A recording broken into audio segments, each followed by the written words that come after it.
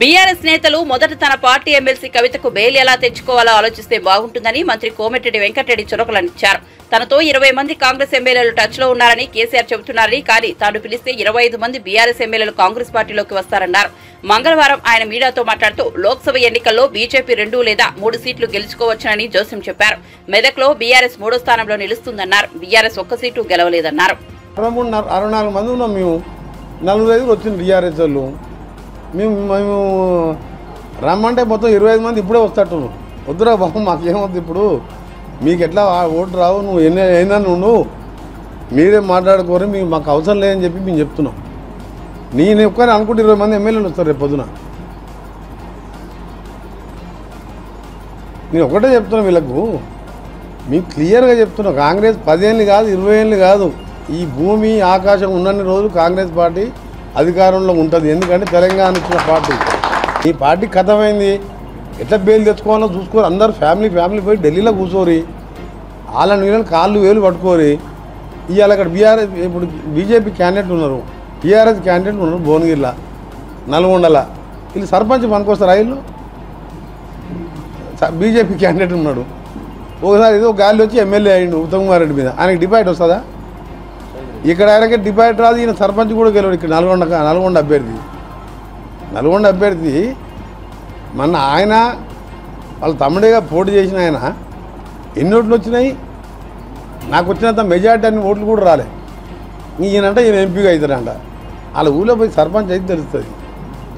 BJP ఎప్పుడైతే మోడీ నిన్న మాట్లాడిన మాటలు, చేసిన మోసాలు 10 ఏళ్ళల్లో 2 కోట్ల ఉద్యోగాలు పోయినాయి, 10 లక్షల అకౌంట్ అని చెప్పి ఇవ్వాలా హిందువులను రెచ్చగొడుతున్నాం.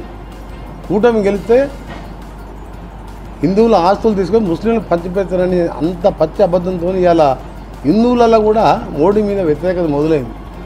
ఎంత ఓట్ల కోసం ఉన్నా సరే ఇట్లా జాతుల మధ్య మత ఘర్షణలు ఇచ్చే విధంగా ఈ విధంగా మాట్లాడడం తప్పని చెప్పి ప్రజలే అనుకుంటున్నారు.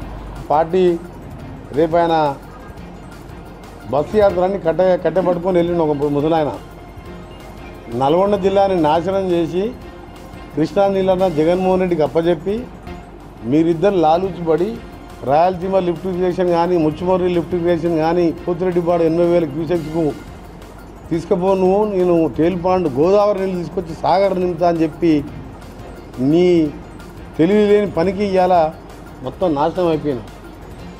ఇలా కరువు తీసుకొచ్చిందే నువ్వు మొత్తం దక్షిణ తెలంగాణ. అందుకనే నీకు ఇప్పుడు ఇంతకుముందు చెప్పిన మళ్ళీ చెప్పాం, 4 సీట్లు బొట్టిన 2-3 వేలతో గెలిచినాము. అందులో మన జిల్లాకి చెందిన దరిద్రులు కూడా 3,000-4,000తో గెలిచాడు. 200-300 కోట్లు ఖర్చు పెట్టి ఇవాళ ఏ ముఖం పెట్టుకొని మిర్యాలగూడ కూర్చున్నాం. ఆ పార్టీ ఇండియా కూటమి అధికారంలోకి రాబోతుంది. రాహుల్ గాంధీ ప్రధానమంత్రి కాబోతున్నారు. కాబట్టి 25 తారీఖు అమిత్ షా వస్తుండు, 26 తారీఖు నడ్డా వస్తుండు, 27 మోడీ వస్తుండు. ఎందుకంటే నార్త్ ఇండియాలో మన మొదటి ఫేజ్లో జరిగిన 104 ఎన్నికల్లో మాకున్న ఎగ్జిట్ పోల్ కానీ, మా పార్టీ కానీ, ఇతర సంస్థలు కానీ చెప్పింది ఏంటంటే అలా బీజేపీలో పోయినసారి కంటే సగం సీట్లు తగ్గిపోయినట్టు ఎగ్జిట్ పోల్ ఉంటుంది కదా.